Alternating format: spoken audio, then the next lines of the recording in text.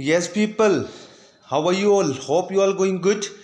और मैं आपको बता दूं सिंपल, आप सीए इंटर लेवल पर हो या सीए फाइनल लेवल पर हो, मैं आपको इनकम टैक्स जो है हमारा और आईडीटी और इनकम टैक्स, इन दोनों चीज़ों पर एमसीक्यू में जो आपके अपकमिंग एग्जामिनेशंस में आने वाले हैं उनके ऊपर मैं आपको डेली बेसिस पे आपको इतनी हेल्प करूंगा।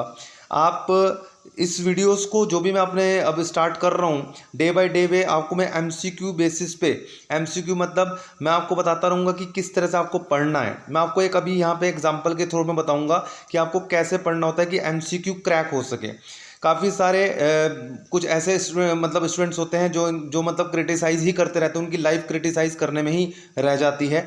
तो मैं उसको इग्नोर कर रहा हूँ, मैं जस्ट उन पर फोकस कर रहा हूँ जो मुझे एक तरह से पॉजिटिव वे में लेते हैं और मेरी बातों को थोड़ा सा फॉलो करते हैं, राइट। मैं इग्नोर करता हूँ निगेटिव पीपल्स को। तो सबसे पहले मैं आपको बता दूं, आईडीटी और इनकम टैक्स में मैं आपको किस तरह से आपको एमसीक्यू में कराऊंगा, मैं इसका एग्जांपल बिल्कुल आपको बता देता हूं। जैसे काफ़ी सारे स्टूडेंट्स कहते थे कि सर मुझे इनकम टैक्स में असेसमेंट को लेकर के बहुत दिक्कत आती है, कि असेसमेंट बहुत बड़ा एक चैप्टर है, असेसमेंट और अपील्स और रिविजन्स, उसमें मुझे दिक्कत आती है, तो उसको हम कैसे करें। देखो मैं आपको सिंपल बताऊंगा, मैं आपको डेली बेसिस पे आप बस मुझे फॉलो करते जाएं, मैं आपको बताऊंगा कि किस तरह से आपको एमसीक्यू क्रैक करने हैं। जैसे मैं आपको एग्जांपल के तौर पे बताता हूं इस वीडियो में, ध्यान से सुनिएगा। आप मुझे बताइए, अगर आप इंटर लेवल पे हो, सीए फाइनल लेवल पे, आप मुझे कमेंट बॉक्स में जरूर बताना जो मैं आपसे पूछ रहा हूँ।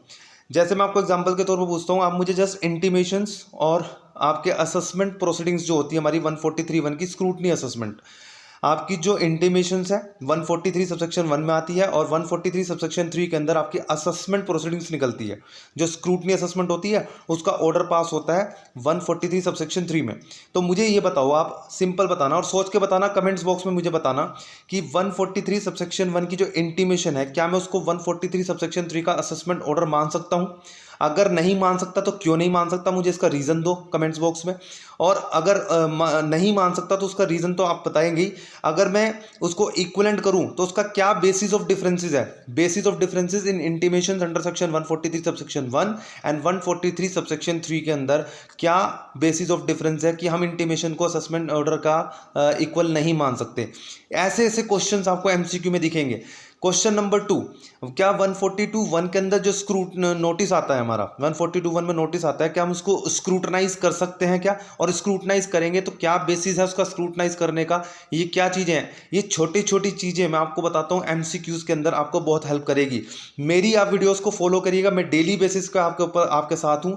आप डेली बेसिस पे मेरी वीडियो को फॉलो कीजिएगा, मैं डेफिनेटली लिख के देता हूँ, क्योंकि सर मैं भी इसी लाइन से जुड़ा हूँ, मैं भी आपको हेल्प करने के लिए हूँ। मेरा एक अंदर से मन करता है कि मैं स्टूडेंट्स के साथ जुड़ पाऊँ, मैं स्टूडेंट्स के साथ हेल्प कर पाऊँ। तो मेरी चैनल्स पर जस्ट आपको हेल्पिंग मैं चीज़ चाह रहा हूँ कि मैं आपको सबके साथ हेल्प कर सकूँ। सो स्टूडेंट्स, आप जितने भी मुझे मेरे चैनल्स पर जुड़े हुए हैं, मैं सिर्फ उन पे टारगेट कर रहा हूँ जो रियली में स्कोरिंग करना चाहते हैं एग्जामिनेशंस के लिए और हेल्प कर मतलब अपनी स्टडी को लेकर के। मैं अभी इसके अंदर अपडेट्स के साथ साथ आपको आपकी स्टडी में भी कंट्रीब्यूट करना चाह रहा हूँ।